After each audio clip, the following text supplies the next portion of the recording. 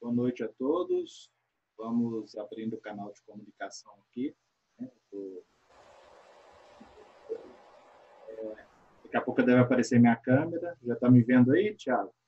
Estou sim. Tá. Estou só organizando aqui, nós já vamos começar. O Thiago vai ser o nosso palestrante. Tá?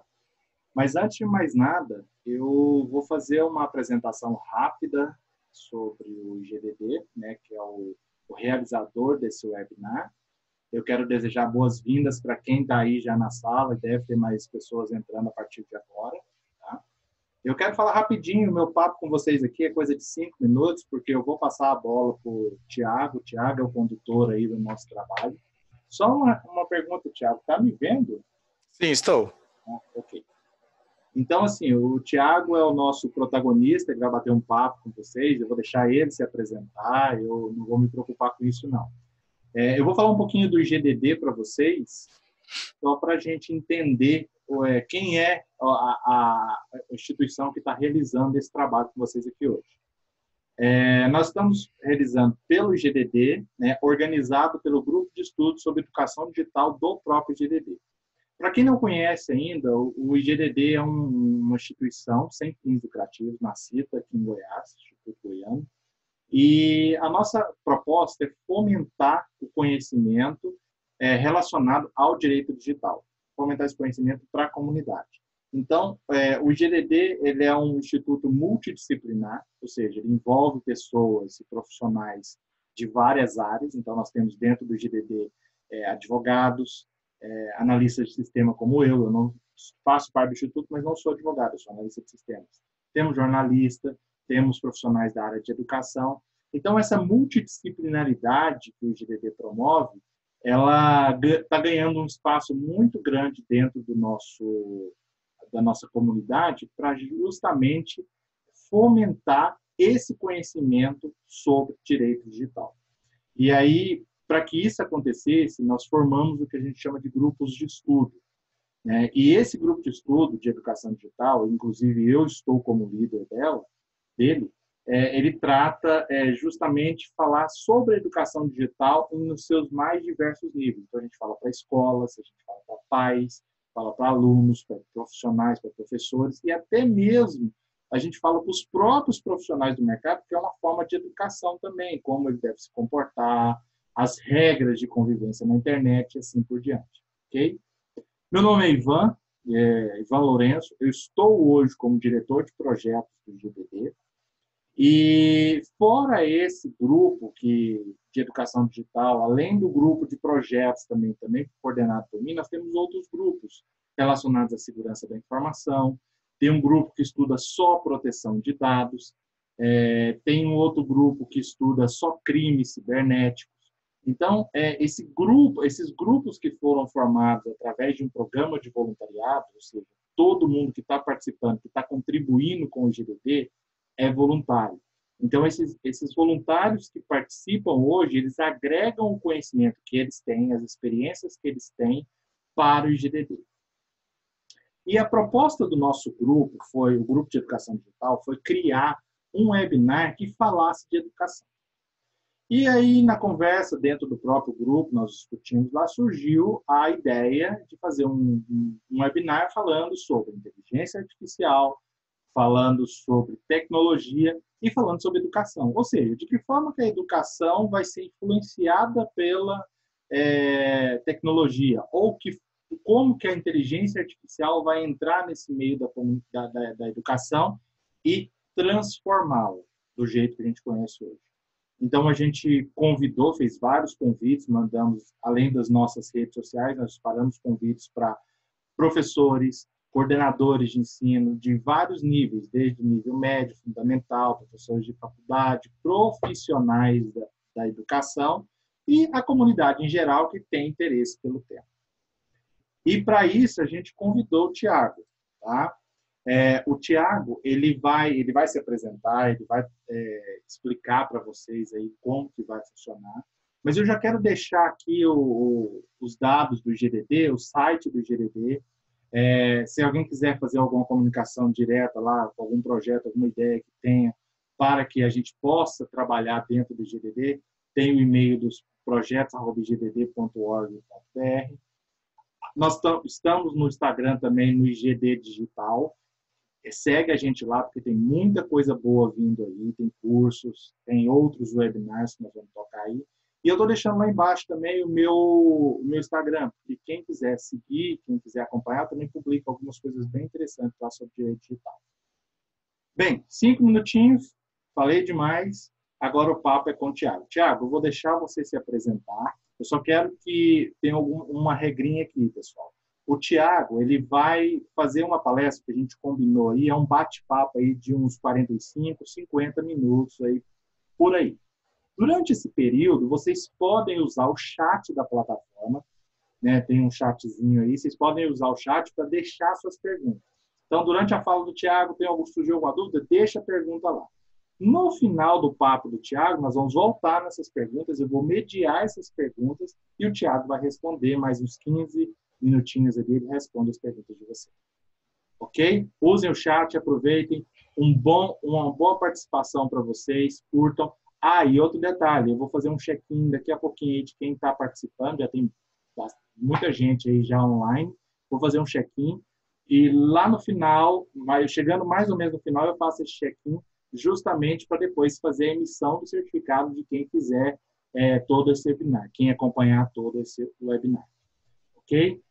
Tiago, a palavra é sua, vou descompartilhar minha tela aqui, o papo é seu, fique à vontade. Obrigado, Ivan. Deixa eu compartilhar a minha e a gente começa.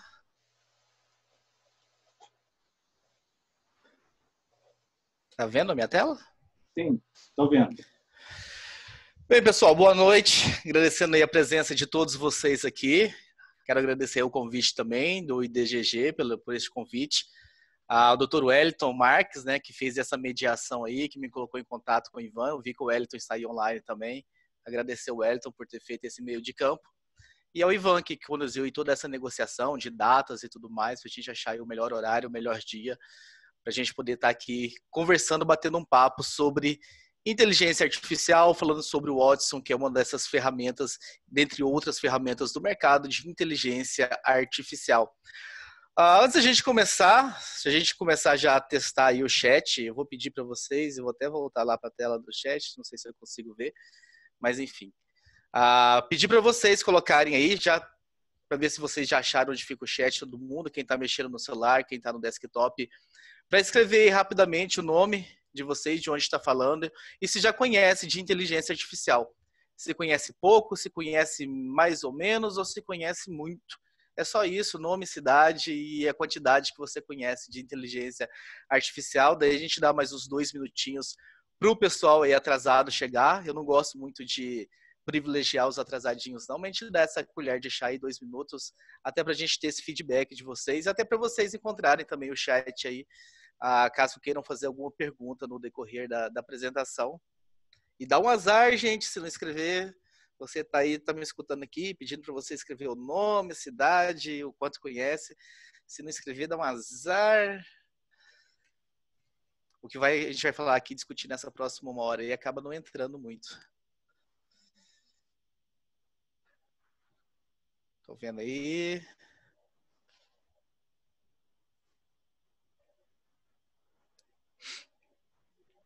E quero também parabenizá-los por estarem aqui, né? Um dia inteiro de trabalho e estão aí dispostos a estarem aqui à noite, numa quinta-feira à noite, em busca do conhecimento. Então, vocês têm aí já todo minha total admiração. Legal, tô vendo galera aqui de Goiânia, BH, Portugal, muito legal. Começou com Goiânia, aí demos um pulinho em Anápolis, que é aqui perto, depois foi em BH, agora já está em Portugal, né? Pois é, somos mundiais aqui. E é legal falar com o pessoal de Goiás, porque apesar de eu estar em São Paulo já há muito tempo, né? Estou em São Paulo desde 2005, então já são aí quase 20 anos aqui no estado, morando em Campinas, mas eu sou goiano, né? Então eu sou de Goianésia, Goiás, lá onde eu conheci o Dr. Wellington.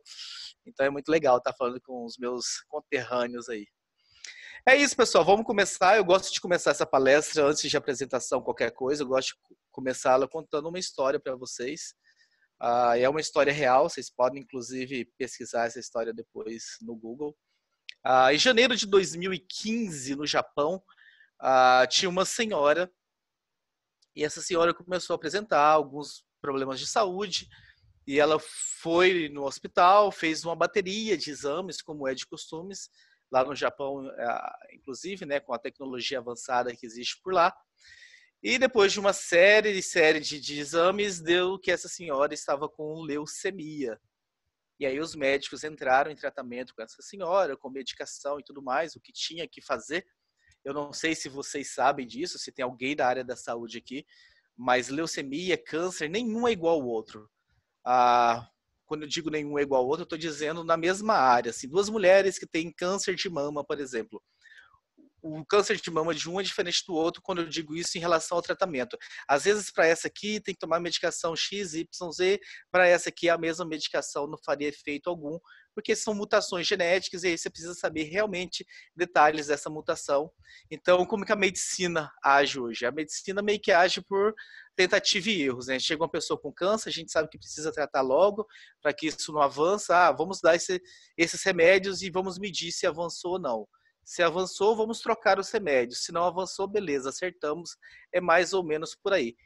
Só que com essa senhora não deu certo. A medicação foi dada, todo o tratamento proposto pelo hospital de Tóquio, lá no Japão, começou a ser feito com essa senhora, mas ela não apresentava melhora nenhuma, pelo contrário, ela só piorava, só piorava, só piorava.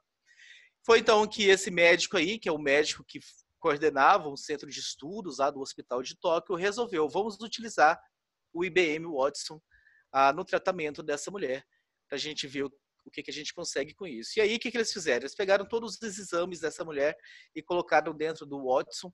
Daqui a pouco a gente vai entender muito mais claramente o que é o Watson, mas enfim, por agora eles pegaram todos esses exames, colocaram dentro do Watson. O Watson, ele tinha, dentro do banco de dados dele, milhares e milhares e milhares de resultados, de artigos, tudo sobre leucemia que vocês podem imaginar que existem no mundo, já estava dentro desse Watson, que é o que a gente vai falar daqui a pouco sobre ele. O que ele fez? Ele pegou os exames dessa mulher, começou a fazer uma varredura em tudo que ele sabia, em tudo que ele conhecia, em cerca de minutos ali, ele chegou com um prognóstico, porque ele tem uma velocidade altíssima de processamento, né? Coisas ali que, sei lá, um ser humano levaria anos e anos e anos e anos lendo, ele lê em questão de segundos. E aí eles mudaram o tratamento daquela senhora, ela começou a apresentar melhoras e essa senhora está viva até hoje. E o que o Watson concluiu? Né? Que essa paciente ela tinha mutações em mais de 1000 genes, mas muitas delas não estavam relacionadas com a doença e eram apenas características hereditárias herdadas dos pais dela. Só que os médicos, na primeira análise, né, acharam que aquilo tinha a ver com a leucemia e tudo mais.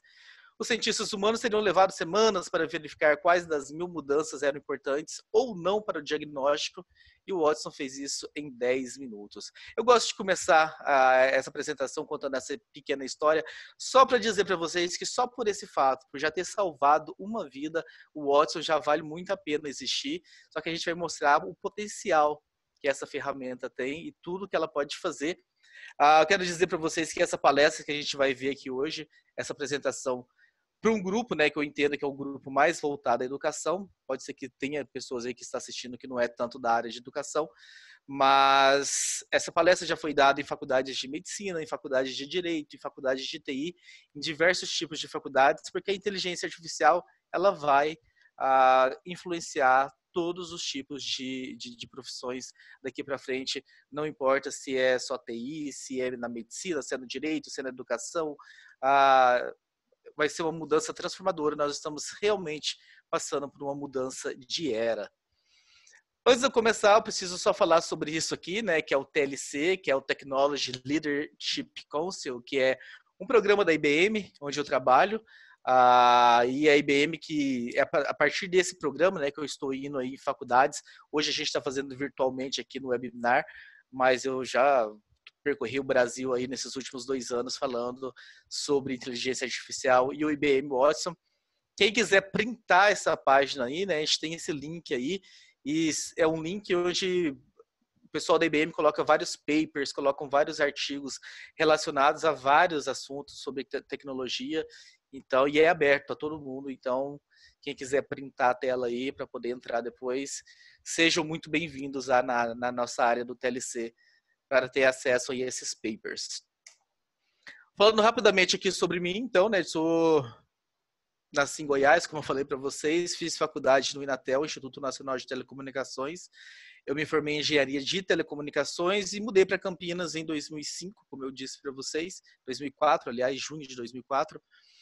Comecei a trabalhar no Centro de Pesquisa e Desenvolvimento, o CPQD, que é um grande centro de pesquisas do Brasil. Passei para o Instituto Eldorado e estou na IBM há 10 anos, há algum tempo já envolvido aí com essas questões de Watson, propagando esse conhecimento para o pessoal Brasil afora, principalmente universidades. Por que é que existe o Watson? Por que é que criaram a inteligência artificial, né? Qual foi o principal propósito dessa criação, para vocês entenderem, né? Ah, tá, legal, mas da onde surgiu isso, né? E o principal motivador é esse que eu coloquei na tela, que eu acho que é um dado, eu me assustei com esse dado, não sei se vocês, o que vocês estão achando, né? Mas a quantidade de dados produzidos nos últimos 2 anos da humanidade é maior do que todos os dados gerados na história do mundo desde o seu surgimento. E a gente vai manter essa taxa daqui para frente, ou seja, a cada 2 anos a gente dobra toda a quantidade de dados gerados no mundo.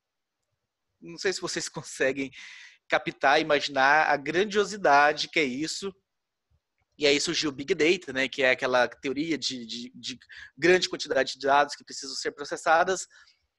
E muita gente começou a ficar de olho nessas informações, porque empresas estão loucas atrás dessas informações que estão sendo criadas, porque essas informações agora estão sendo criadas por todo mundo. E quando eu digo informação, eu estou dizendo uma live no Instagram, uma foto no Facebook, um Twitter no Twitter, Snapchat, qualquer rede social que você está usando, um vídeo que você produz para o YouTube é informação.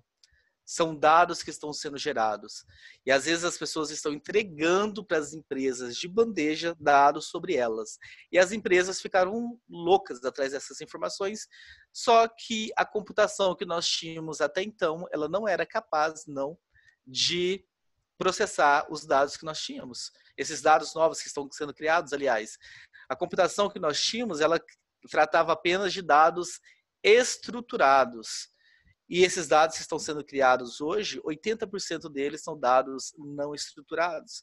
Para vocês entenderem, então, o que eu estou falando aqui entre não estruturado e estruturado. Estruturado, vocês pensem numa planilha de Excel. Tudo muito estruturado, linha, coluna, tudo bonitinho. Você precisa de uma informação, o software vai lá certinho na coluna B, na linha 27, pega aquela informação, vem e entrega para a pessoa. A computação que nós tínhamos até então tratava isso de forma maravilhosa, não tinha problema algum. Só que os dados não estruturados eram simplesmente perdidos. Toda essa informação era simplesmente perdida e ali tinha dinheiro sendo jogado fora no lixo. Você, de repente, está no shopping e tira uma selfie com suas amigas e tudo mais, só que você está, de repente, usando um relógio da marca tal, uma camiseta da marca tal, chupando um sorvete de tal lanchonete e tudo mais. Toda essa informação, existe gente que está coletando, está fazendo análise de fotos que estão sendo publicadas publicamente, né? Porque tem como você publicar privadamente nas redes sociais.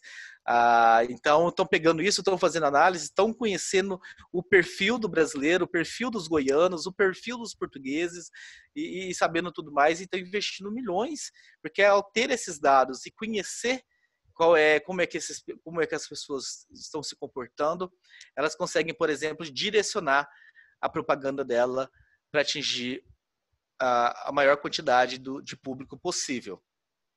Vou tomar uma água aqui rapidinho, que a garganta está seca.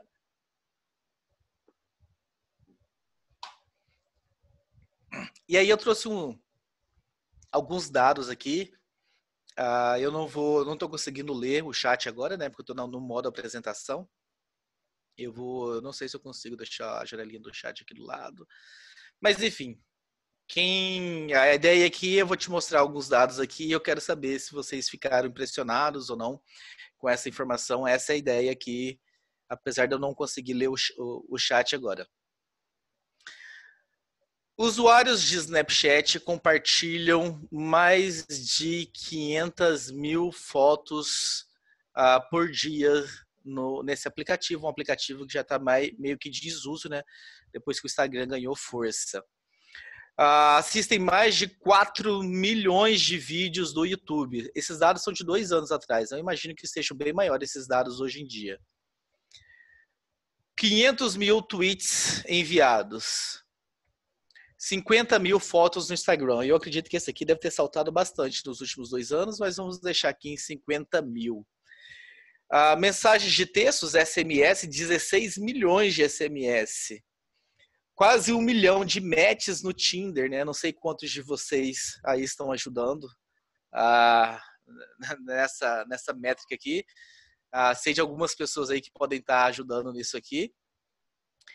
156 mil e-mails enviados, 154 mil chamadas no Skype. O Weather Channel recebe quase 20 bilhões de solicitação de previsão do tempo. Isso aqui são todos dados, né? São todos exemplos de dados que estavam sendo perdidos pelas pessoas. Tudo isso é criado aí diariamente no mundo. Eu não sei quanto de vocês se assustam com esse número.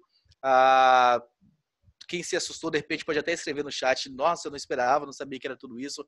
Ou se você já sabia que era mais ou menos isso, colocar lá no chat. Mas eu tenho uma surpresa aqui para vocês. Eu tenho que revelar uma coisa para vocês, que é o seguinte. Na verdade, esses dados eles não são diários. É a cada minuto no mundo que isso acontece. Então, vocês imaginam a cada minuto isso acontecendo no mundo. Esses dados, como eu falei, são de 2 anos atrás. Eu posso imaginar que estão muito maiores hoje em dia.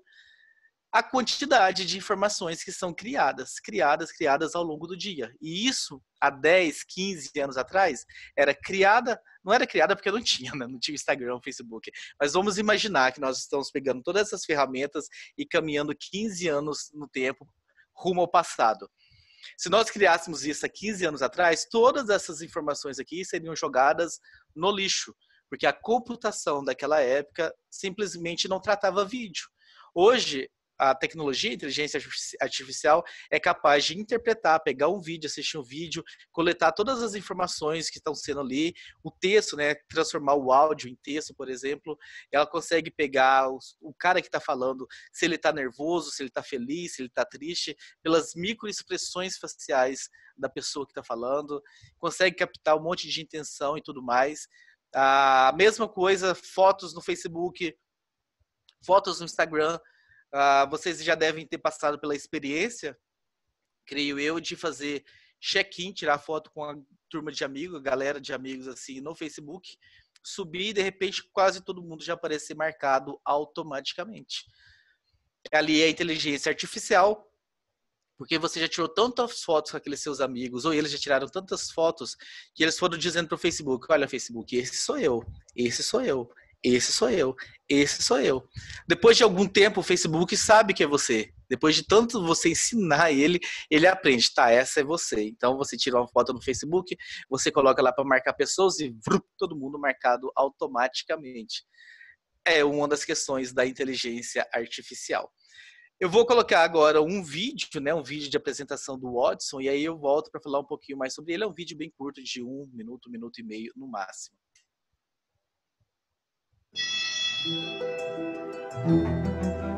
Eu sou uma revolução tecnológica. Esta manhã eu li mais de 4.000 artigos sobre leucemia em menos de 1 segundo.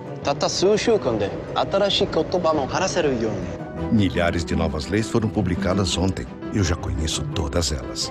Eu sei todos os detalhes de todos os relatórios financeiros públicos dos últimos 20 anos. Eu posso detectar doenças antes que os pacientes apresentem qualquer sintoma. Eu entendo eufemismos, idiosincrasias e metáforas complexas. Eu posso dizer o que vai vender bem antes de virar tendência na internet. Eu posso prever o tempo em mais de 2 bilhões de lugares ao mesmo tempo. Eu posso crescer com você, Treinar você. Melhorar você. Instruir você. E eu estou só começando. Olá, meu nome é Watson. Juntos, podemos repensar os limites do possível. Bem-vindos à Era Cognitiva.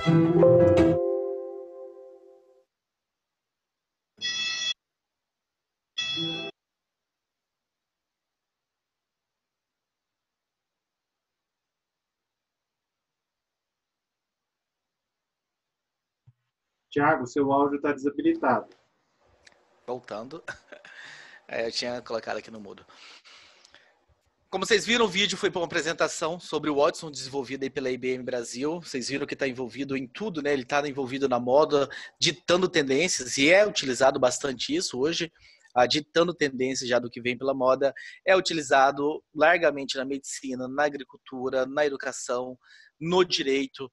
E a gente vai contar um pouquinho mais sobre essa história do Watson agora. Como ele foi criado, como ele foi lançado para o mundo.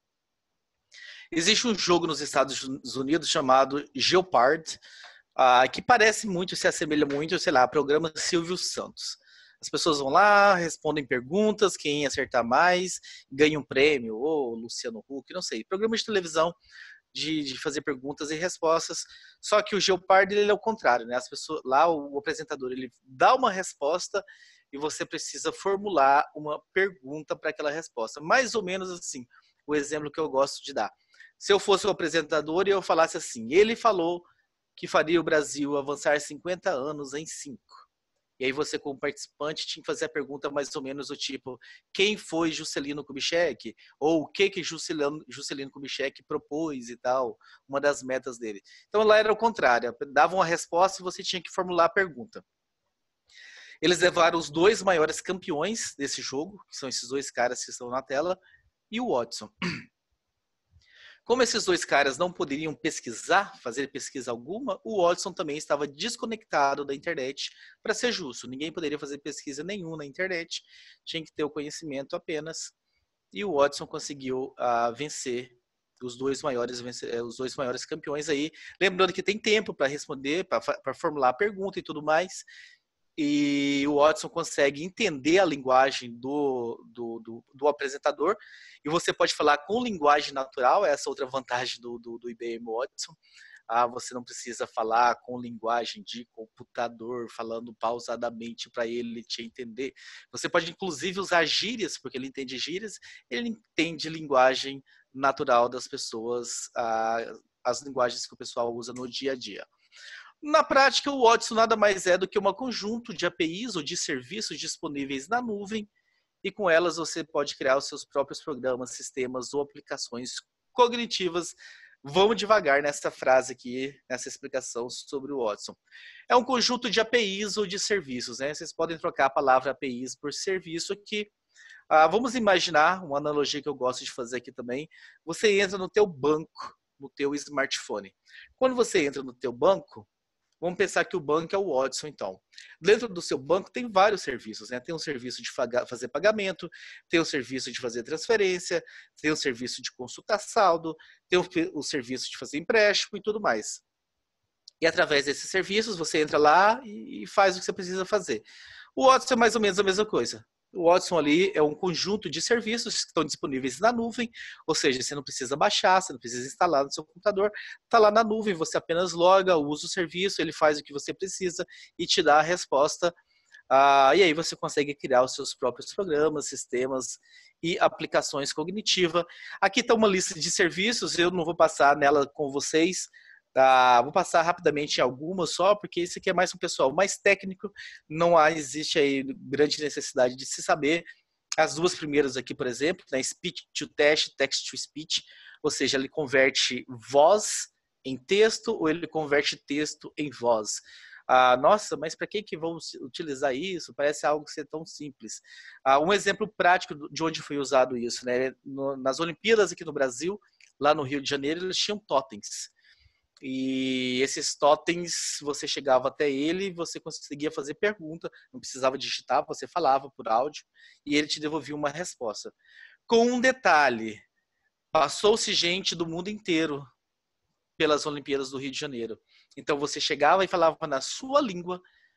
Vocês podem ver aqui embaixo a terceira linha é sobre um translator, é language translator. Ele reconhecia a sua voz, ele traduzia o que você falou e passava para texto, pesquisava a informação voltava em formato de texto, ele convertia para voz novamente e ele respondia na mesma linguagem da pessoa que fez a pergunta. Então esse é só um exemplo prático do que foi utilizado com essas duas APIs. A gente tem o quarto aí, que é o Watson Assistente, que é de fazer os chatbots, né? Chatbots hoje estão aí em alta, quase todas as escritórios de advocacia que você entra, ou lojas que você entra no Facebook, ou que você entra na loja virtual mesmo, no site, já vem um assistentezinho conversando com você.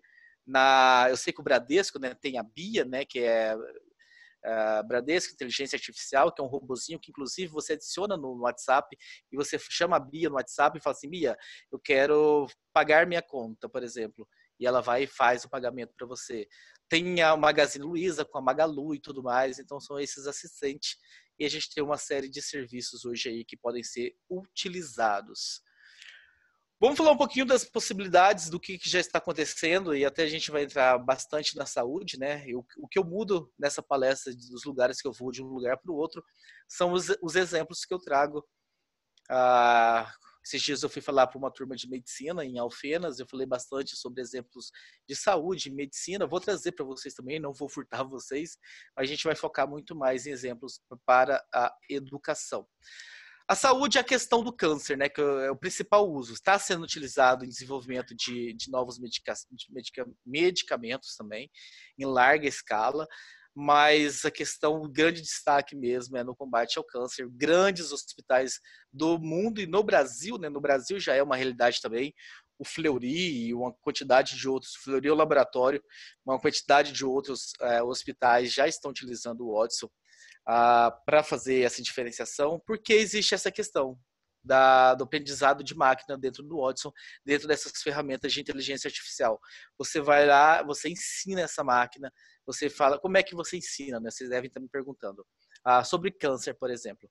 Quem ensina? O médico ensina, não é um programador que ensina, porque quem sabe sobre câncer é um oncologista, não é um programador.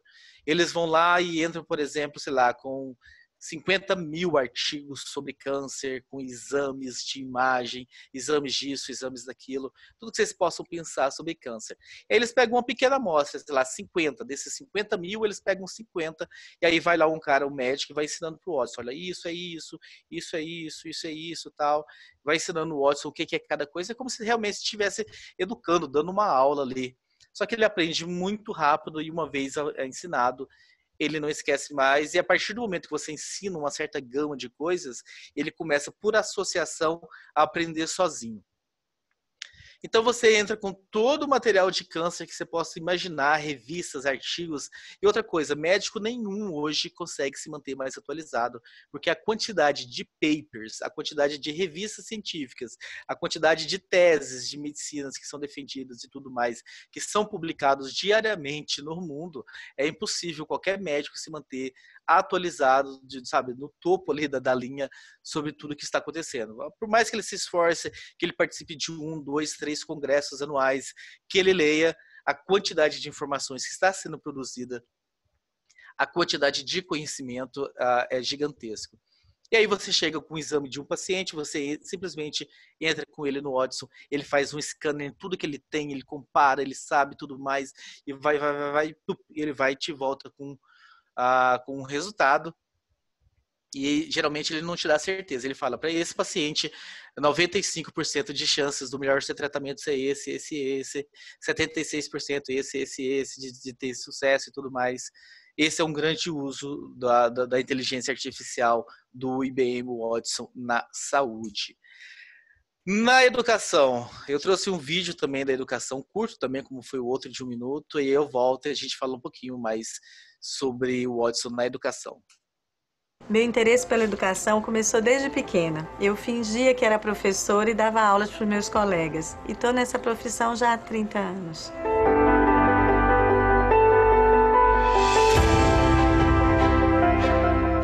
O maior obstáculo da educação é motivar os alunos. Numa sala de aula a gente tem uma diversidade tão grande, né, e que atingir a cada um deles é nosso maior desafio. Para mim, uma das competências mais importantes que a gente deve trabalhar com os nossos alunos é a questão da criatividade. E aí, se a gente fala em criatividade, a gente fala em tecnologias e inovações. Eu digo para eles, gente, o celular, e eles param, ela vai mandar guardar o celular.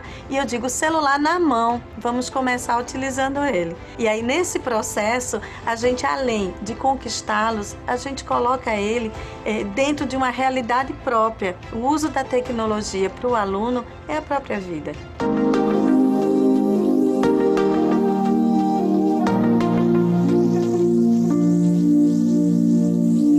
O Grupo Ser Educacional, um dos maiores grupos de educação superior privada do país, nós procuramos sempre inovação em sala de aula. Nós somos uma companhia que pesquisa inovação, vive inovação, sempre na melhoria da entrega do conhecimento aos nossos alunos.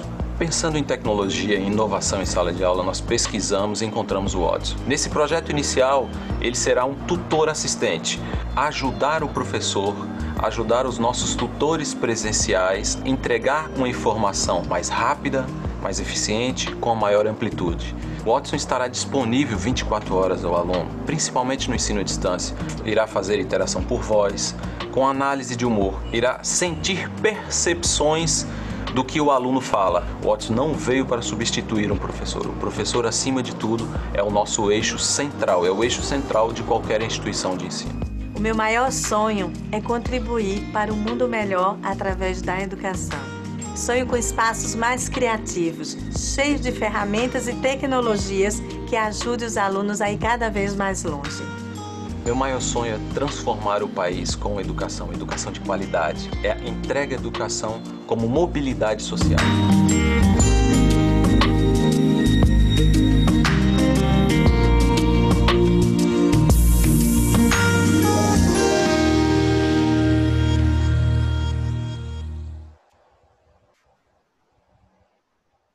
Legal, esse é um dos exemplos que a gente trouxe aí da educação. Você quer falar alguma coisa, Ivan? Não, tranquilo, pode conduzir aí. Vai ter mais questões da educação, eu vou pular ela agora, porque a gente vai voltar a falar da educação no fim, são 5 tópicos aqui, e a gente volta a falar mais sobre educação, vou trazer mais alguns exemplos para vocês. Esse exemplo que eu trouxe da cultura fez muito sucesso, inclusive passou em vários jornais televisivos e foi divulgado mundialmente. É para a cultura, mas se vocês perceberem, dá para utilizar para a educação também. A hora que eu vou começar a falar sobre alguns exemplos da educação, eu vou inclusive pegar esse exemplo agora.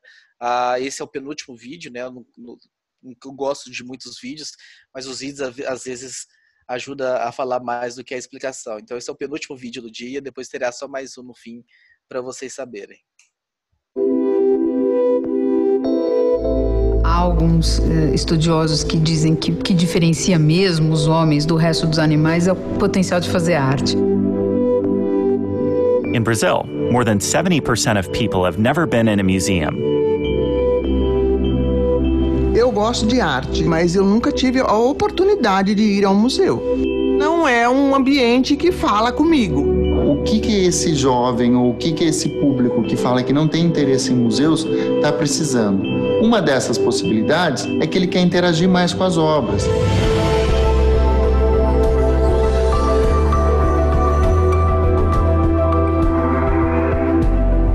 O grande desafio para nós era relacionar a inteligência artificial com a arte.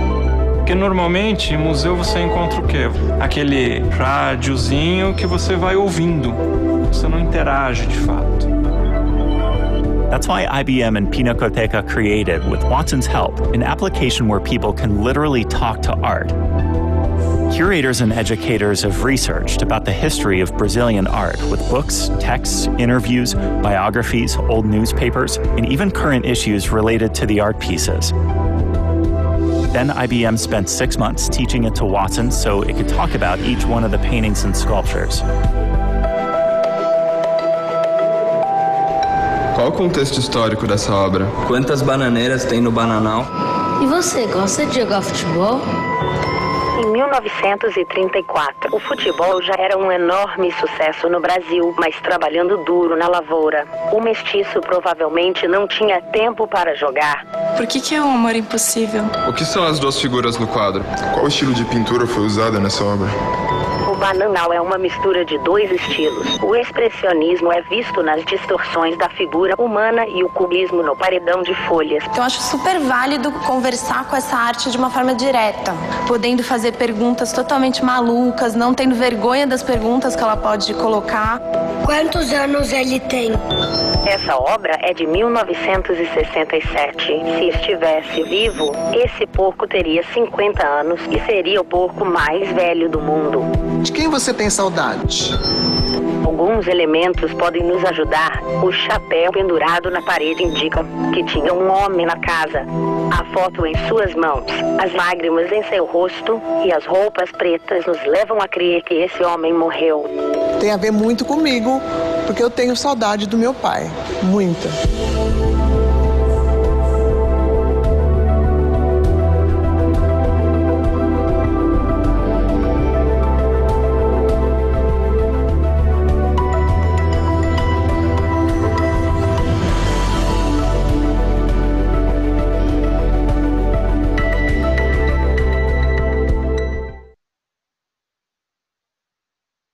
Gente, vocês acham que faz diferença ou não aprender dessa forma, né? E exatamente aí é das grandes transformações que se prevê para a educação nos próximos anos, sabe? Essa capacidade do aluno interagir com um livro, interagir com uma obra, com uma matéria e tudo. Vai acabar com o professor? Vai extinguir o professor? Não, não vai. Mas vai existir uma transformação gigantesca na profissão. Então, as pessoas precisam hoje já começar a estar ligadas do que vem por aí, o que eu posso fazer para eu estar inserido nesse mundo que vem por aí, o que eu preciso estar de olho, porque vai vir uma transformação gigante. Vocês viram que estava lá na Pinacoteca de São Paulo, e alguns outros museus do mundo estão fazendo a mesma coisa. Você vai lá e ensina o Watson sobre aquilo. O Watson não sabe, os programadores não sabem qual a pergunta que vai vir de quem está lá, mas ele está preparado para quase tudo, porque ele foi ensinado sobre quase tudo ali, e o que ele não sabe, ele aprende na hora, ele vai aprendendo, e vai sendo aperfeiçoado, e vai chegar um momento em que, sabe, a educação, em algum momento, o aluno, para tirar a sua dúvida, vai ser mais ou menos dessa forma também. Aquele porco, para vocês terem uma ideia, eu quero só dar uma ideia, um exemplo para vocês de como as coisas, sabe, também não são perfeitas e as coisas vão sendo aprimoradas. Pode acontecer um erro aqui, um erro dali, mas se aprimora a tecnologia e ela fica pronta para todo mundo. Aquele porco ali, eles tiveram que reprogramar, né? O pessoal que programou o Watson e tudo mais, que ensinou o Watson, teve que voltar no Watson dias depois de ter inaugurado isso na Pinacoteca, porque todos não, né? Mas a grande maioria das pessoas que frequentou aquele museu chegava para o porco e perguntava para o porco: o Palmeiras tem mundial? E obviamente que nenhum programador pensou que essa pergunta viria, pensou-se em tudo de porco, em história de porcos e tudo mais, a origem, de onde vem o nome, quantos anos vive, tudo que se pensou, menos que alguém faria associação com o futebol. Mas o que acontece? O Watson depois ele te dá um relatório, né? Olha, essas aqui são as perguntas que fizeram e ele não soube responder. E aí você vai simplesmente pega essas perguntas, vai lá e ensina ele. A próxima vez que alguém chega com uma pergunta que ele não soube um dia anterior, no dia seguinte ele já sabe e segue o jogo. Agricultura. Aqui movimenta-se muita grana, muita grana. Tratores hoje em dia são quase que uma mansão, né? Hoje dá até vontade de dirigir esses tratores nessas grandes plantações pelo Brasil afora. Eu sei que no estado de Goiás existe aí uma grande parte de agricultura, a parte de Mato Grosso, então, né, se fala aqui, o norte de São Paulo. Esses tratores, hoje em dia, eles estão com sensores neles inteiros. Vocês podem pensar, tem sensor medindo alguma coisa. Medindo a acidez do solo, medindo a umidade do ar, conectado à internet para saber a previsão do tempo, se vai chover, se não vai chover. E o que vocês puderem pensar de coisas que a gente nem faz ideia que influencia numa agricultura. E depois que o Watson entrou nessas plantações, nesse mundo da agricultura, a produtividade aumentou assim, em escala exponencial. Então, é um outro lugar, porque ele começa a cruzar muitos dados, que para um ser humano fazer, ele precisaria de muito tempo e muito estudo. E o Watson não, ele simplesmente, no estralar de dedos, ele pega a temperatura, ele pega a umidade do ar, ele pega a acidez do solo, ele pega qualquer coisa que vocês possam pensar ali, e ele cruza todos esses dados e simplesmente ele entrega para o agricultor, ou para o agrônomo ali responsável pela plantação e tudo mais, quais são as diretrizes. Talvez nesse mês ou nessa semana seja melhor fazer isso, plantar isso, ou colher, ou aplicar tal solução no solo para preparar o solo e tudo mais. Então, o que a inteligência artificial está fazendo a parte da agricultura, e é uma área que gasta muito dinheiro, então o pessoal está muito feliz com a questão da agricultura. Segurança, aí no estado de Goiás, Goiás foi pioneiro em fazer identificação de imagens para identificar bandidos que estão foragidos ou que estão soltos por aí. E é incrível como o Watson consegue, nesse reconhecimento de face, ele consegue separar gêmeos idênticos, quem é um, quem é outro. Tem um caso clássico, né, de um bandido que havia passado por 10 processos cirúrgicos plásticos, né, para mudar a feição dele e não ser pego pela polícia, e o Watson conseguiu detectar ele. Já começou a ser utilizado em aeroportos e tudo mais, para identificar pessoas ali que estão, de repente, que são assaltantes e tudo mais, que estão sendo procurados. Então, na questão da segurança, já está dando um avanço gigantesco também. Questão de leitura de placas de carro e de identificar automaticamente, sabe, se é um carro furtado ou não, e fazer um monte de cruzamento de dados e tudo mais. Então, está sendo utilizado pra caramba na segurança. Depois de trazer esses poucos exemplos aí de cada uma dessas áreas, eu trouxe mais alguns da educação para a gente aprofundar um pouco mais o que vem por aí na educação, né? Como essa relação pode potencializar. A primeira é a avaliação inteligente, né? Basta importar o gabarito para o sistema e ele é capaz de avaliar as respostas dos alunos, se estão de acordo ou não, e assim os professores poderão dedicar-se mais ao ato de desenvolver os seus conhecimentos como educadores. Minha mãe é professora, eu não sei se ela está aí, eu mandei o link para ela, mas santo de casa não faz milagre, eu não sei se ela entrou, não estou vendo agora mais a lista das pessoas aí. Até antes da gente começar, eu vi que ela não estava. Mas eu me lembro da minha infância, da minha mãe passar finais de semana inteiro com pilhas e pilhas de prova, corrigindo prova e tudo mais. Aí talvez vocês estejam perguntando, mas e as questões abertas? Múltipla escolha, tudo bem, né? Coloca lá a prova e ele corrige. O Watson, ele corrige também. Redação, ele corrige múltipla escolha e tudo mais. Porque ele é ensinado, ele sabe as interpretações, ele não precisa simplesmente bater. Essa é a computação antiga, de 15 anos atrás, de 20 anos atrás. Você precisaria ter o gabarito e a resposta tinha que estar exatamente igual. Mas se é uma questão subjetiva, a pessoa pode escolher as próprias palavras dela para dizer a mesma coisa. Imagine você, professor, que ainda tem turmas e turmas e turmas e que ainda corrige pilhas e pilhas e pilhas de prova, o quanto você poderia utilizar esse tempo teu para desenvolver os seus conhecimentos, aprimorar um pouco mais e fazer diversas outras coisas que fariam do teu trabalho aí um trabalho mais gostoso, talvez, ou mais satisfatório. Assistência pessoal. O assistente virtual com a capacidade de interagir com a pessoa, levando em conta suas expressões faciais e aprendendo as preferências dela durante as conversas. São funcionalidades que já estão sendo pensadas para dar apoio à criança em escola com poucos recursos ou incentivando a participação dos alunos durante as aulas. Eu tenho um exemplo prático do que já foi feito com isso aqui. Tem uma escola, não me recordo muito bem o local da escola, é aqui no Brasil, é no Nordeste, eu só não me recordo o estado, que eles estão usando um tablet para educação de crianças, 5, 6 anos, 7 anos, está começando agora a falar, desenvolvendo ali a parte da fala e tudo mais, e aí nesse tablet é como se fosse um joguinho, ela coloca o radinho e tal, aí ela começa, aparecem algumas figuras, ela tem que falar o que é a maçã, casa, carro, bicicleta, vai aparecendo umas imagens, é o joguinho, ela vai marcando ponto e tudo mais. Só que por trás disso tem toda uma inteligência artificial percebendo o que cada criança, qual a dificuldade de cada criança. Ah, aquela ali já está mais desenvolvida. Vamos começar a aparecer palavras um pouco mais desafiadoras para ela se desenvolver um pouco mais. Ah, essa aqui está com problema com, sei lá, com NH ou com SS, com algum, sei lá, com algumas palavras específicas, essa aqui está embaralhando um pouco. Então vamos trazer mais palavras que tenha isso para ela aprender e tal, e de uma forma divertida, marcando pontos e tudo mais, a vida subindo. Então, já com essa educação das crianças, já consegue personalizar um pouco mais, você já consegue saber ali realmente. Agora imagina, né, numa turma, sei lá, de 20, 30, o quão desafiante é para um professor fazer esse mapeamento de cada um desse aluno e saber, sabe? Porque meio que a gente sabe, né, que é tratado meio que como iguais, assim, a gente entrega uma educação para todos da turma, porque não dá para fazer essa personalização individual ali com cada um, porque não tem tempo para isso e não fluiria a aula, por exemplo.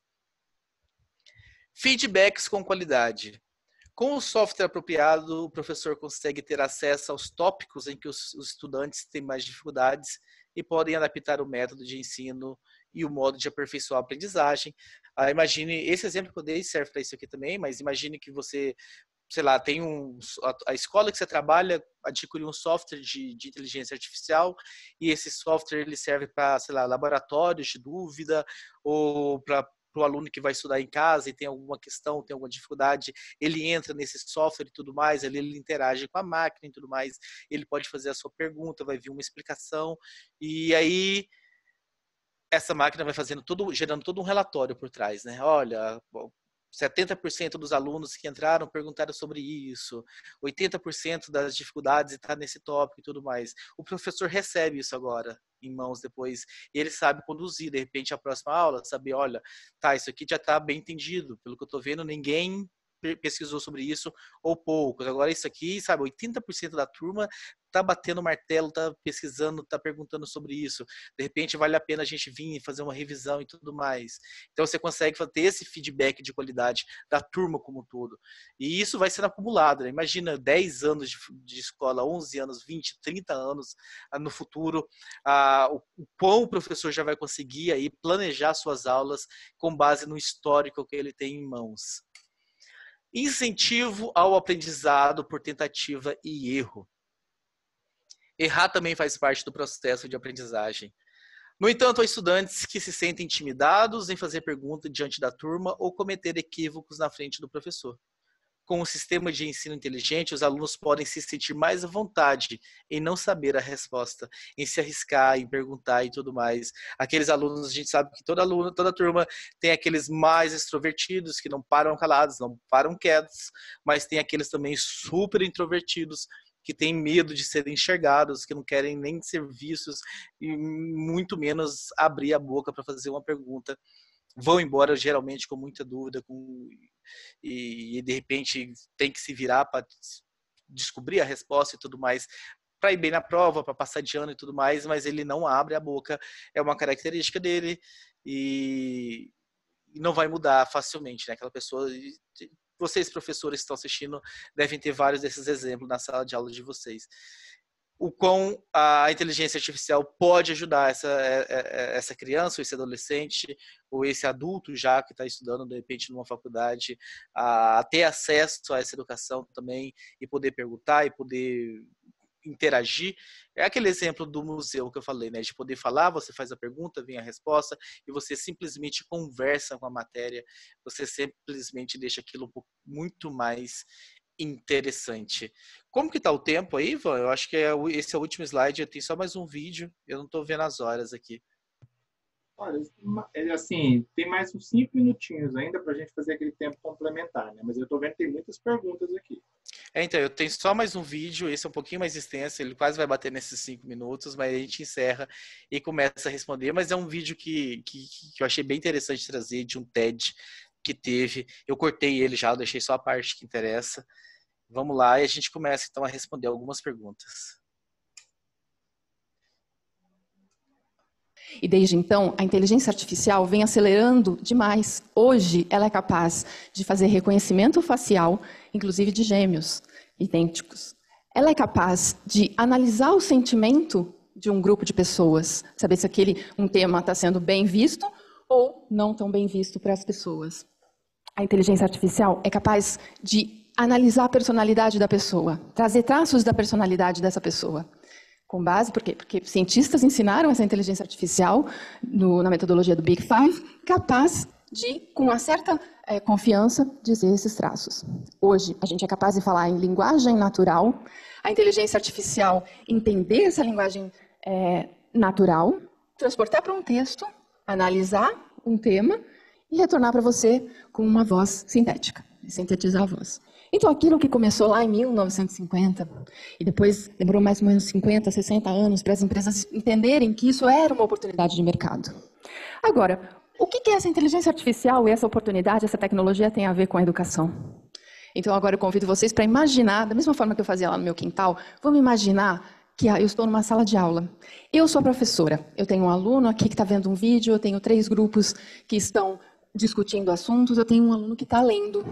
Aí 2 alunos entram na sala de aula e eu tenho o meu professor virtual. Esse professor virtual diz: Maria, você é uma menina introvertida, gosta de estudar lendo. Então, ela vai e segue o seu canto e ela vai ler.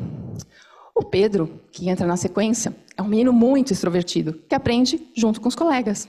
E o Pedro vai e se une a um grupo, primeiro, para ele estudar aquele assunto através de um grupo. Eu, professora, vou passar pelos alunos e vou verificar o comportamento, o desenvolvimento. E hoje é possível. Agora, vamos pensar aqui comigo. A escola hoje faz isso? Ela consegue verificar a diferença entre o Pedro e a Maria? Se o Pedro rende mais de manhã e se a Maria rende mais à noite? Se as relações entre os alunos estão boas? Se a gente está olhando para o potencial de cada aluno? Será que a gente hoje consegue, no formato de sala de aula, no nosso conceito, a gente consegue dar conta da diversidade e das particularidades de cada um? Assim como eu lá atrás, fiquei encantada e realmente queria muito trabalhar com ciência, será que a gente está encantando as nossas crianças? Ou será que a gente está tratando todo mundo igual, o que não é igual? Será que a gente está usando as tecnologias a nosso favor? Hoje, a gente tem que acreditar que a tecnologia que foi desenvolvida por nós, seres humanos, a gente não pode ter medo dela. Ela é nossa aliada. Ela veio para aumentar as nossas capacidades humanas. Se a gente foi capaz, em 200 mil anos, evoluir e nas últimas décadas exponenciar e aumentar muito nossa capacidade de interagir com sistemas inteligentes, como que está sendo pensado o nosso futuro? Como que a gente está pensando o futuro? Ou será que a gente está acomodado e está mudando a passos lentos, enquanto a tecnologia avança a passos largos? Hoje, a gente tem que ser mais protagonista dessa mudança. E talvez a gente tenha que mudar muito mais rápido a nossa educação do que a gente está mudando. Assim como eu lá atrás, entrei numa sala de aula e ficava encantada com uma primeira tecnologia que eu tive contato, que foi uma tabela periódica. Eu fico imaginando que potencial nós temos dos alunos poderem interagir com assistentes virtuais, eles próprios criarem seus assistentes virtuais. E a gente poder ter mais tempo para aquilo que é nosso, do ser humano, que são as relações pessoais, que são a gente fomentar a criatividade, a inovação, o trabalho em equipe, a gente entender as nossas relações entre seres humanos. E a gente deixar para os sistemas, para as máquinas, para que eles façam aquilo que a gente repetitivo, que a gente não deveria fazer e que as máquinas deveriam fazer. A gente está vivendo uma nova era onde a nossa relação com os sistemas vai mudar e já mudou completamente. O que a gente não pode deixar a educação lá atrás, onde ela surgiu. A gente tem que evoluir junto. Esse é a minha causa. A gente tem que levar informação, desmistificar o que é a inteligência artificial, desmistificar toda essa relação dessas novas tecnologias com estudantes e principalmente com os professores. E cada um de nós, a gente tem que ser protagonista para que a gente viva os próximos X anos, que não sabemos, de uma forma mais justa, mais igual e mais sustentável dentro de uma sociedade e sermos aqueles seres humanos que queremos numa sociedade muito mais igual. Muito obrigada.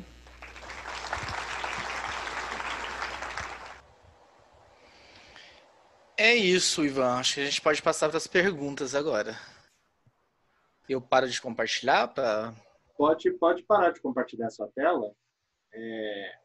acho que você vai conseguir ver o chat agora, né? Consigo. Mas tem algumas informações, eu já vou voltar lá.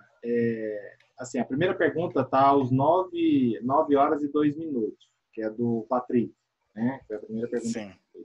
Deixa eu repetir ela aqui para você, até você achar aí, para você conseguir acompanhar. Você conhece o Hospital Araújo Jorge aqui em Goiânia, né? Sim, já ouvi falar. Ele perguntou se o Araújo Jorge utiliza o Watson. Eu não tenho uma listagem de todos os lugares que já estão utilizando. Eu sei de alguns cases, né, que eu pesquisei e tal, quando eu fui fazer a faculdade, mas eu não sei falar claramente qual não, assim, quais estão utilizando. Precisa realmente dar uma olhada. Mas eu acredito, assim, quase todos os hospitais de ponta, como é o Araújo Jorge, que eu sei, já estão atrás de ter soluções. Nem que seja um assistente ali para poder auxiliar no atendimento e tudo mais, os hospitais já estão colocando isso nos seus atendimentos. Ok. Aí o Wellington está perguntando, como profissional, quais seriam os primeiros passos para um profissional se tornar um especialista no Watson? Bem, depende se você quer ser programador, se você quer ser usuário, né? Se você quer ser programador, criar uma conta no IBM Cloud, que é gratuita. Para quem quer aprender o Watson e ele não é assim tão complicado, é gratuito, não tem que pagar nada. Às vezes a pessoa, nossa, deve ser caro, deve ser o olho da cara e tudo mais.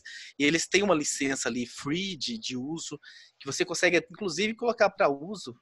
É mais ou menos assim, o chatbot, que é o robozinho, que é aquele que você entra na Magazine Luiza ou no Bradesco, sei lá. Você entra no lugar, ele já faz uma pergunta, você responde, ele vai respondendo. Se não me engano, você pode trocar até 10 mil mensagens com ele por mês, a cada mês, que você não é taxado em nada. Só quando você ultrapassar essa quantidade. E se você ultrapassa essa quantidade, ele cobra 0,002 centavos por mais grupo de 100 mensagens. Então é bem irrisório. Então dá para você meter as caras mesmo e aprender. Tem tutorial, tem ensinando passo a passo em cada uma daquelas bibliotecas APIs que eu falei. Então é entrar no ibm.com/cloud, criar a tua conta lá. Eles vão pedir um cartão de crédito, mas você só vai ser taxado se você ultrapassar isso.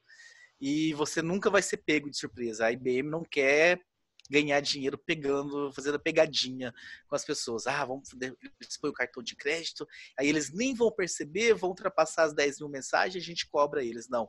Antes, quando você estiver chegando perto disso, você recebe um e-mail. Olha, hoje ainda é dia 20 de fevereiro e você já utilizou 95% das suas mensagens e tal. Você ficar ciente para você não estourar a taxa e não ser taxado, não ter nenhuma cobrança indevida.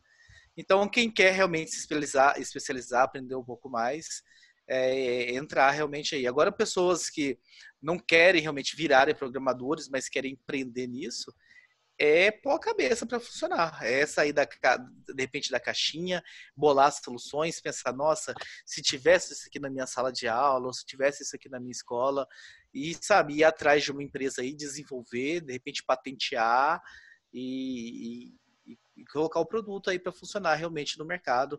É geralmente assim que está acontecendo. As escolas estão bolando as suas soluções, estão indo atrás das empresas, em parceria com as empresas, de conversa e tudo mais, desenvolvida a solução e começa a se aplicar ela depois no dia a dia. Aí, só emendando a sua resposta, eu acho que com a outra pergunta agora do Lucas, ele quer saber qual o custo de implementação de uma inteligência artificial como o Watson em uma empresa atualmente. Então, a gente precisa falar realmente o tamanho dessa empresa, né? Uma empresa gigantesca aí, sei lá, vamos falar, uma Telefônica da vida, ela vai ter o Bradesco. Vamos pegar o Bradesco, que é o case mais sucesso que nós temos no Brasil, é o Bradesco, que ela fez aí a BIA, que é uma sigla, né, BIA, né, que é Bradesco Inteligência Artificial, que está aí, como eu falei no começo, você adiciona a BIA no WhatsApp, você faz pagamento, transferência, conversando como se fosse com uma amiga que você está conversando no WhatsApp. Esse é o maior case.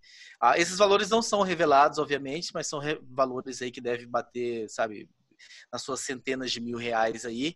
Mas se você pega uma startup que está começando agora com uma ideia, eu juntei ali com 2, 3 amigos, criei uma startup e tudo mais, de cara você não vai pagar nada, né? Porque você vai implementar, você pode colocar até essa sua solução em uso, enquanto ela não ultrapassar esses limites que eu falei que tem na licença, você não vai pagar nada. A partir do momento que ela começa a ultrapassar, se ela vai ultrapassar o limite que está ali, provavelmente você está tendo um sucesso na tua empresa, né? Porque ela está movimentando, porque se ela está ultrapassando o valor mínimo ali, é porque está vindo clientela, e está sendo utilizada. E aí é 0 poucos centavos a cada quantidade de dados e tal. O texto por voz, por exemplo, né? Você tem, acho que são 40 minutos por dia de graça.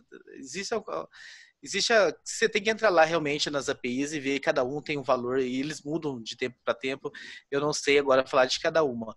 Mas para startup, de início, simplesmente não paga nada, até que você começa a ultrapassar. E existe dentro da IBM também uma parceria com startups. Se você é uma startup, você pode entrar em contato com a IBM, você vai ter preços diferenciados e tudo mais. A IBM sabe que startup está começando agora e tudo mais, existe toda uma dificuldade. Mas varia muito, né, do tamanho da empresa. Essa informação da startup aí muito me interessa. Mas, continuando aqui, aí tem pergunta de custo de implementação também em relação a uma escola. Você tem um case aí rápido de uma escola que implementou e mais ou menos aí quanto custa a implementação disso? Eu dei bastante lida sobre isso para me preparar aqui para trazer exemplos para vocês. Eu achei vários exemplos, mas eu vi escolas em São Paulo agora, mas eu não lembro o nome da escola, mas é fácil. Se você colocar IBM Watson, inteligência artificial, educação, vai aparecer. Mas tem esses casos que eu falei, do assistente que o aluno é como se fosse um EAD, mas não é um EAD para casa, só para os exercícios de casa. Existe a aula física, o aluno vai para a escola, tudo, tem o professor e tudo mais, só que aí a escola oferece esse EAD quando ele está em casa, que ele entra e aí tem como se fosse um robozinho, um assistente lá, um boneco que ele conversa, ele consegue interagir. Olha, estou estudando história aqui, eu não estou entendendo aqui sobre o descobrimento do Brasil, muito bem, as capitanias hereditárias. Ele faz a pergunta dele e o assistente, como se fosse um professor mesmo, responde para ele, vai interagindo. Então ele consegue fazer essa interação. Isso já existe, isso não é futuro, já está implementado. Existe os chatbots também sendo utilizado. Existe essa questão de estar coletando os dados por trás para dar para o professor toda uma métrica do que está sendo muito utilizado ou não. Nós temos casos no Nordeste, né, que foi o vídeo que eu passei também, de que a professora naquela faculdade está utilizando bastante soluções, principalmente no celular, durante a aula, para que os alunos possam ter acesso rapidamente a alguma informação. Tem vários cases, né? Por isso, se fosse poucos cases, talvez eu tinha decorado o nome. Mas se você entra no Google e faz uma pesquisa simples, você vai achar diversos cases no Brasil e no mundo. O Elton fez mais uma pergunta aqui. A gente vai dar mais uns 5 minutinhos só para a gente fechar, gente. Depois a gente passa as perguntas para ele, que responde direto para vocês. Mas o Elton perguntou aqui se ao ensinar o Watson e no futuro descobrir que o que foi ensinado estava errado, é possível ensinar a ele novamente e ele reaprender? Sim, com certeza. Existe essa retroalimentação o tempo todo. É mais ou menos o que aconteceu a história do porco ali, né? Do Palmeiras que eu falei. Não previram, por exemplo, ensinaram quase tudo que se podia saber sobre porco, mas não pensaram que iam fazer uma associação com o Palmeiras, iam chegar lá e perguntar se o Palmeiras tinha mundial. Então, é gerado um relatório, né? O Watson por trás está gerando relatórios e o pessoal que desenvolveu, por exemplo, pega esse relatório e fala, olha, teve essa outra pergunta aqui que ele não soube responder. Quando ele não sabe responder, ele simplesmente fala, olha, não entendi tua pergunta, eu acho que eu não estou preparado para responder tua pergunta. Ele já é programado para responder quando ele não sabe a pergunta. E aí você vai lá e faz esse feedback, essa retroalimentação.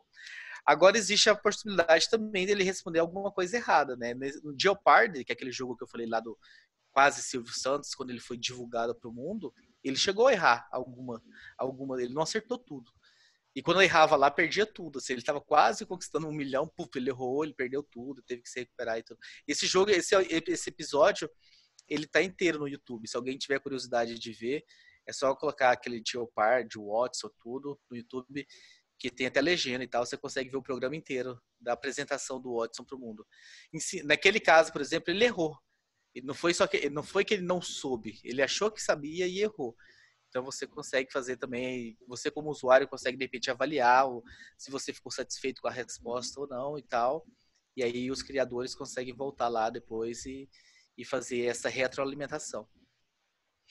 Duas perguntinhas para a gente encerrar. A Natália está perguntando o seguinte: como programador, é possível utilizar APIs do Watson para desenvolver qualquer uma das APIs que foram listadas? Sim. E você nem precisa, de repente, você pode usar de dentro do teu programa, por exemplo. Você está desenvolvendo alguma coisa em Java, por exemplo, porque a linguagem mais utilizada, né, nesse mundo da inteligência artificial Watson é o Python. Mas, beleza, eu não conheço Python, aqui na minha empresa só usa C#, ou só usa Node.js, eu estou fazendo aqui a minha aplicação, mas seria muito interessante para essa minha aplicação, por exemplo, ter um conversor de voz para texto, porque, sei lá, na minha aplicação faz todo sentido. Então, você consegue mais ou menos instanciar, você entra lá no Watson, você cria o serviço, e ele vai te dar, então, um login, um password e uma chave. Então, você consegue simplesmente fazer uma chamada da sua aplicação, passando os dados, né, via JSON. Não sei se todo mundo aqui é da área, então estou falando alguns termos técnicos aqui. Mas você consegue passar os dados para o Watson, ele recebe os seus dados, ele processa o que precisa processar e te manda a resposta de volta, e você recebe a resposta e continua no teu programa. Então, não necessariamente você precisa estar fazendo tudo dentro do Watson Studio. Você consegue fazer do seu programa mesmo, da linguagem que você estiver fazendo, uma chamada para API. Ok. Eu quero fazer um comentário que eu achei interessante nesse bate-papo contigo, em relação ao feedback, né? É o que você falou, que a inteligência artificial tem como dar um feedback para o professor da turma. Isso é um sonho de qualquer professor, você ter um feedback de qualidade, sabendo o que exatamente a turma está pensando, o que exatamente os alunos estão sentindo, para ele poder melhorar cada vez mais na próxima aula. Sim. Eu acho que isso... a gente consegue medir isso em sala de aula, mas com uma inteligência artificial que dá aquelas respostas com mais qualidade para você, isso é realmente o sonho de qualquer professor, né? Com certeza. E eu acho que a parte da personalização também, né? Que são indivíduos únicos ali. E você tratar 40 alunos como uma coisa só, seguir um ritmo, você de repente acelera demais para que ele não está conseguindo acompanhar e ele se perde, e você freia demais para aquele que está um pouco mais à frente. Então você permite aquele que está mais à frente se desenvolver mais, e você puxa aquele que de repente está com um pouco de dificuldade. Então, essa parte da personalização também eu acho bem interessante. E, para fechar, a pergunta foi feita 2 vezes, mas eu vou fechar aqui com a fala da Juliana. A Juliana é a nossa diretora de tecnologia aqui do GDD. E a privacidade dos dados? Isso é algo muito sério, muito sério. A IBM garante... E a IBM, o tamanho que a IBM, não só a IBM, né? A gente sabe os concorrentes que a gente tem a Amazon, tem o Google, tem outras empresas aí que estão nesse lance da inteligência artificial também. Essa empresa, eu diria que hoje em dia, como quase todas essas empresas estão apostando quase tudo na inteligência artificial, se acontecesse algum vazamento de alguma coisa, eu diria que é quase a falência dessa empresa. Porque hoje a segurança de dados é algo muito sério. A Europa bate muito na questão de segurança de dados, então não se conseguiria colocar nada na Europa se não fosse um sigilo absoluto. Hoje, do que se investe, a IBM, inclusive, hoje, fica a dica aí, não sei se tem, de repente, tem aí alunos da parte de TI, a IBM hoje está treinando pessoas na parte de segurança, realmente, ela fala assim, se você não sabe, tudo bem, venha que a gente te ensina. Tá atrás de pessoas que têm esse perfil realmente, que quer gastar, tá investindo milhões, porque não dá para realmente brincar com segurança. Nós estamos falando 2 tipos de segurança aqui. Tem a segurança de dados do usuário, que obviamente não se pode perder. A gente sabe o caos que é quando você perde dados. A gente sabe de casos, por exemplo, de uma empresa aí de vendas de coisas usadas na internet, em que vazou-se dados e aí pegaram dados dessas pessoas e se clonaram um monte de WhatsApp por aí, hackearam o WhatsApp. E existe a segurança de dados também de empresas concorrentes. Eu dei um case aqui muito grande do Bradesco, que é o grande case, que é um case mundial. Quando vão se falar de Watson no mundo, fala-se do Bradesco. Lá no Brasil teve esse caso. Só que Itaú, Santander, esses outros bancos são todos clientes da IBM também. Existe essa questão de segurança entre um e outro. Eu como Itaú, estou conversando aqui e tal, eu quero desenvolver isso, uma coisa exclusiva, eu quero bombar no mercado, mas de repente, sabe, tem uma outra equipe ali trabalhando com outros bancos. Eles querem também essa segurança, esse isolamento dessas equipes. Então, a IBM está com muito respeito, tanto o dado do usuário, quanto dos seus clientes, principalmente quando são concorrentes entre si ali dentro. Então, essa é uma parte que você pode ficar realmente tranquila, todos podem ficar tranquilos, que é dada a maior atenção possível dentro da IBM na questão de segurança. Tiago, vamos encerrar. Um minutinho aí para você. Se tiver mais, pode mandar. Assim, não sei o pessoal, mas...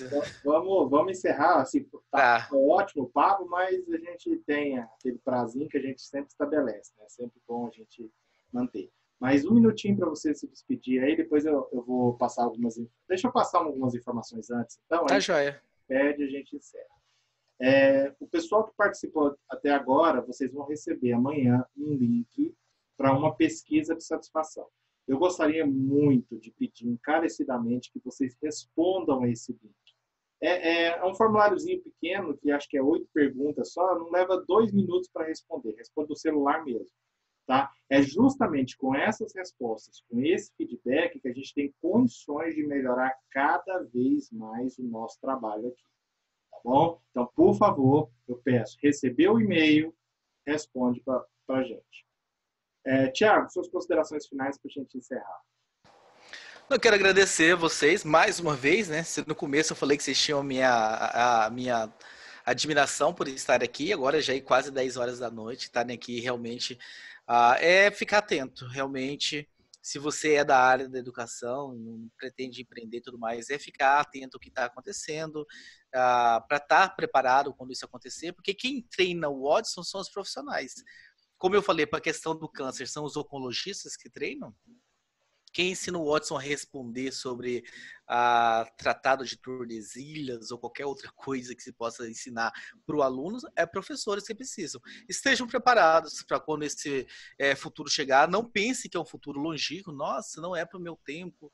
A não ser que você esteja aposentando em 1, 2 anos. Porque se você está aí na sua jornada média da sua carreira, com certeza isso vai chegar para você. E continuar se atualizando, porque esse realmente é o caminho. Agradecer vocês mais uma vez pelo convite, Ivan, o Wellington, que fez essa ponte entre a gente.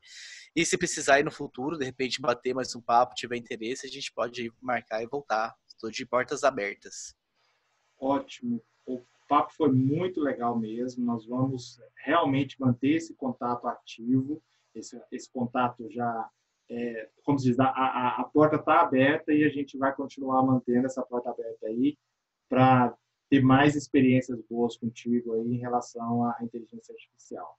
E eu quero agradecer essa disponibilidade, do que a gente já veio conversando desde o ano passado, né, que a gente já vem alinhando as coisas. Foi novembro, acho, fim de novembro, começo de dezembro, que nós começamos a discutir. Para essa horinha aqui render do jeito que rendeu. Muito obrigado, pessoal, que participou também. Agradecer. Depois a gente vai disponibilizar esse link para a gravação. Tiago, um abraço. Muito obrigado mesmo e até a próxima. Até mais, gente. Boa noite.